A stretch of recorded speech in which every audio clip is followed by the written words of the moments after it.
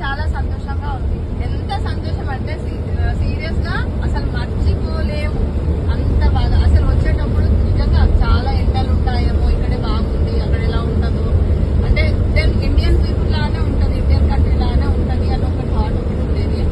కానీ ఇక్కడికి వచ్చినాక కంప్లీట్ గా మొత్తం రివర్స్ అయిపోయింది. మనం ఆలోచించిన ఆలోచనలకి మీరు ఎలా ఆలోచించారో నాకు తెలియదు. మాకంటే చాలా పెద్దవాళ్ళు ఇక్కడ. మాకు తెలిసింది పెద్దవాళ్ళే. ఏమైనా తప్పుగా ఏమైనా అనుకున్నా, నవ్వుకున్నా, ఏదో కామెడీగా ఏదో ఎంజాయ్ కోసం వచ్చాం, ఎంజాయ్ కోసం నవ్వుకున్నాం. పంతులు గారు మీరు కూడా ఏం ఫీల్ కావాలి చెప్తున్నాను.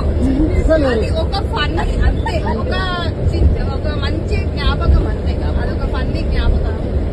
మా అంకుల్ ఆంటీ, మా లక్ష్మి ఆంటీ, మా శ్రీను అంకుల్, నాకు తెలిసిన టూరు ఇది సెకండ్ టూర్ నా లైఫ్ లో. అయ్యా తమ్ముడు నిజంగా మీ అన్న చెప్తుండే ఇట్లా ఒక తీసుకెళ్తాడే టూర్ కి, రామన్న వాళ్ళకి అందరికి తీసుకెళ్తాడు. అది నాకు తెలియదు, ఎక్స్పీరియన్స్ తెలియదు మీతోటి. దెన్ ఓకే, చాలా చాలా వెరీ గుడ్. నిజంగా చెప్తున్నాను. మై బ్రదర్, నాకు ఒక బ్రదర్ దొరికాడు. నిజంగా ఈ టూర్ వల్ల నాకు ఒక బ్రదర్ దొరికాడు.